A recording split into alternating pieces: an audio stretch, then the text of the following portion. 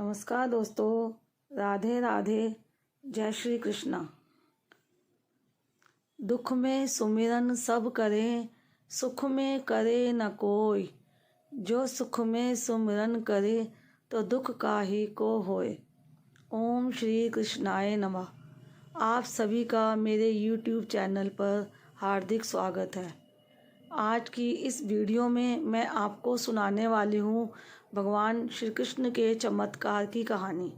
बहुत बार ऐसा होता है कि भगवान साक्षात न आकर अपने भक्तों को ही एक ज़रिया बनाते हैं, एक दूसरे की मदद करने के लिए, एक दूसरे का साथ देने के लिए। कई बार हम बहुत कुछ अच्छा काम करते हैं जो हमने कभी करने के बारे में सोचा भी नहीं होता, और वो काम अचानक हमारे हाथों से हो जाता है। तो जानते हैं, आप उस काम को करवाते तो भगवान ही हैं, पर उसका पुण्य और आनंद हमें मिल जाता है। किसी की भी मदद कर लो, किसी का भी भला कर लो, मन में कितनी शांति मिलती है ना, कितना सुकून मिलता है।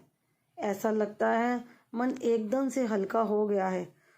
तो आप सभी ने कभी ना कभी ये महसूस ज़रूर किया होगा, पर कभी आपने ये सोचा है कि कैसे भगवान कृष्ण ने या हमारे आराध्य देवी देवता ने हमें ही क्यों चुना उस अच्छे कार्य को करने के लिए। तो आज की इस कहानी में मैं आपको सुनाने वाली हूँ एक ऐसी ही घटना के बारे में। तो भगवान कृष्ण के चमत्कारों की सच्ची कहानियाँ आप सभी को कभी भी सुनने को मिल सकती हैं।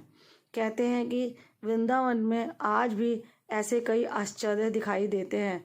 कहा जाता है यहाँ ऐसे संत भी हुए हैं जिनके चमत्कारों के किस्से हमेशा चर्चा में रहे हैं। ऐसा ही एक चमत्कार है पागल बाबा का मंदिर और उनके इस मंदिर के निर्माण की कहानी। पागल बाबा का मंदिर वृंदावन के रास्ते पर स्थित है। इसके बारे में एक कथा प्रचलित है। इसके अनुसार एक गरीब कृष्ण भक्त था जो कि श्री कृष्ण का बहुत बड़ा भक्त था और वो भगवान को बहुत मानता था। वह पूरा दिन ठाकुर जी का नाम जपता रहता था।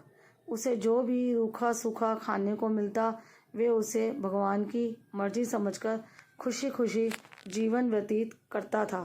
एक बार उसे कुछ पैसों की ज़रूरत पड़ी, तो वह किसी साहूकार से पैसे लेने गया। साहूकार ने कहा कि उसे जल्द ही पैसे लौटाने होंगे। उसकी बात मानकर वो पैसे लेकर घर आ गया। वे ब्राह्मण हर महीने किश्त के हिसाब से साहूकार के पैसे लौटा रहा था। आखिरी किश्त के थोड़े दिन पहले ही साहूकार ने पैसे न लौटाने का सम्मन पत्र उसके पास भिजवा दिया।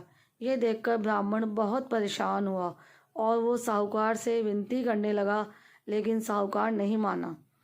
कोर्ट में जाकर भी ब्राह्मण ने जज से यही बोला कि एक किश्त के अलावा मैंने सारा कर्ज चुका दिया है, ये साहूकार झूठ बोल रहा है। ये सुनकर जज ने ब्राह्मण से कहा, कोई गवाह है जिसके सामने तुमने धन लौटाया हो। उसने इस बारे में बहुत सोचा और अंत में अपने भगवान को याद करते हुए उसने बांके बिहारी का नाम लिया। ये सुनकर पहले तो जज हैरान हुआ, लेकिन बाद में उसने पता मांगा कि का पता क्या है।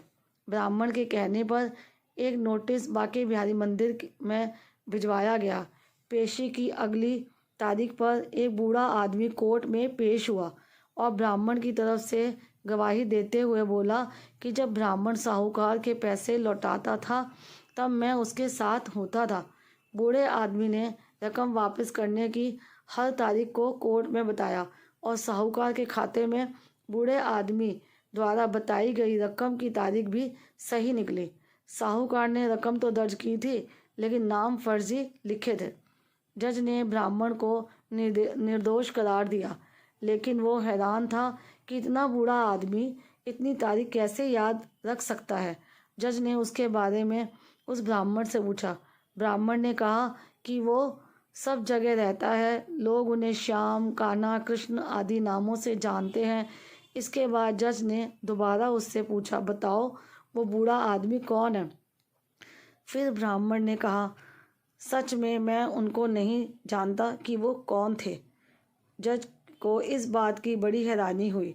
उसके मन में सवाल पर सवाल आ रहे थे। आखिर वो आदमी था कौन? इसी पहेली को सुलझाने वो अगले दिन बांके बिहारी मंदिर में पहुंच गया। वो जानना चाहता था कि आखिर कल जो कोर्ट में आया था वो कौन है।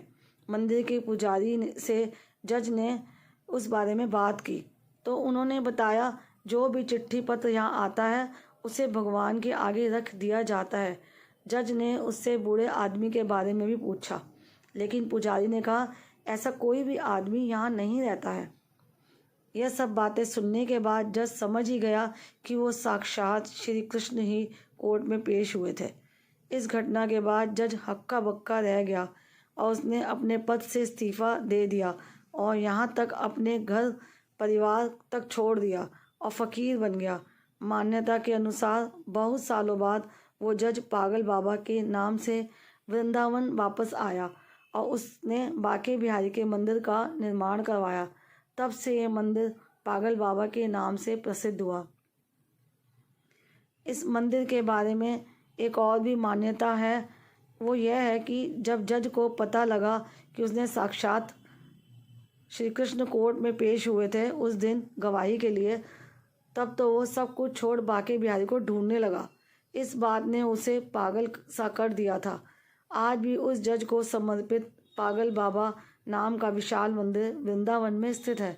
पागल बाबा मंदिर 10 मंजिल तक बना हुआ है और इस मंजिल के ऊपरी भाग में वृंदावन को बखूबी से निहारा जा सकता है। कहा जाता है कि यहाँ से कोई भी खाली हाथ नहीं जाता।